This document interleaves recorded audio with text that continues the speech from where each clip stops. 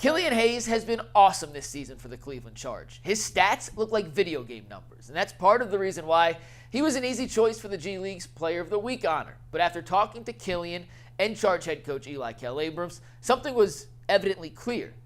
While it's awesome that Killian got the individual acknowledgement, even he'll be the first to admit he couldn't have done it without his teammates. Being able to celebrate with the team and just, have that award, it's a team award. Wouldn't have been able to do it without my teammates, and we got a long season, let's get plenty more. What makes Killian such a dynamic offensive and defensive playmaker at this level right now? I think the good thing about Kill is, one, he's just dynamic on both ends. So offensively, he is in the paint at will, wherever you need it, and he's not in there just for himself. He's in there 20-plus potential assists a game, which has been huge for our team, where we lead the G in assists, we lead the G in potential assists, one of the best teams at kicking the ball ahead. So that's been huge for us.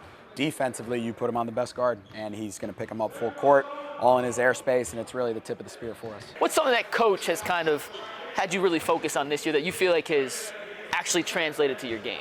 For me, just impacting winning. I feel like being more of a leader on the floor, especially as a point guard position, but he always preaches just playing hard, playing fast, playing our type of basketball, and he always, give us a lot of confidence every time we go to step into any game. To me, just the skill level you see at this level, Kill has just completely surpassed that. But the best thing about him is realizing what's going to get him to that next level, right? So we're at Windy City, middle, I think right around Thanksgiving, and he goes for 40, right? And it's pretty efficient, like he's, gets to his spots wherever he wants, and we end up losing the game. And to me, there was a very big turning point where we kind of sat him down with film, and we were like, listen, Kill, as dynamic as you are, you can get this whenever you want, dog.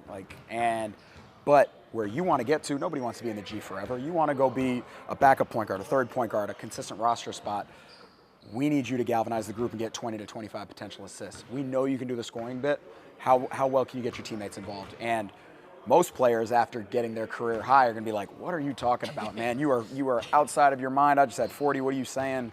And Kill put himself aside and really took hold of the group. And to me, that's why he's so close to getting where he wants to go. He's a first-year head coach.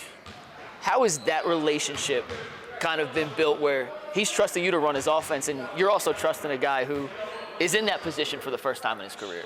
Yeah, I feel like he put a lot of trust into us, but yeah, he just gave us a lot of confidence stepping on the floor.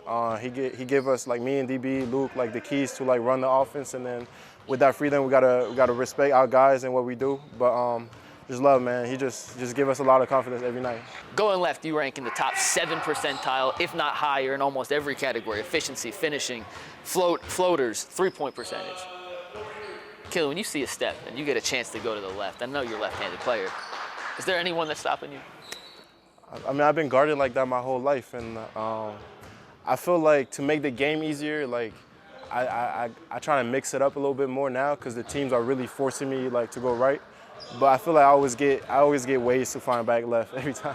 When a player's that dynamic with the ball in his hands, how do you get him to buy into the other stuff on offense when someone like Darius or Chris or Luke kind of takes control for a second? It's hard if he's about himself. It's easy if he's about the group. And so luckily for Kill, all he's about is the group. To a level that even surprised me. Obviously when I got here, Kill's been around the league, and I'm very, fortunate to have a former NBA guy on our team. But, some of those guys, aren't always the best team guys. And I could not be happier, with how he's been around his teammates and just, again, getting everybody involved and really taking hold of the group.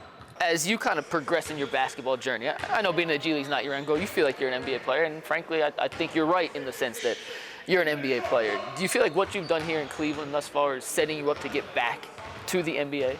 I feel like as long as I do my job, I play hard, we win games, I feel like I'm putting a lot of chances on my side, and I just got to keep praying about it, and hopefully an opportunity presents itself. And lastly, I've talked to a number of different people around the G League. And when I ask, hey, who's the best player in the G right now? I've had multiple people say Killian Hayes. Do you feel like you're the best player in the G League right now? I feel like me and our team, I have a lot of trust in our team, and just stepping out every night on the court, I feel like we have a great chance of winning the game. So just wanting to impact winning, I want to be on the best team. So, you could say that. Killian, appreciate you, man, and best of luck the rest of the season. Appreciate you.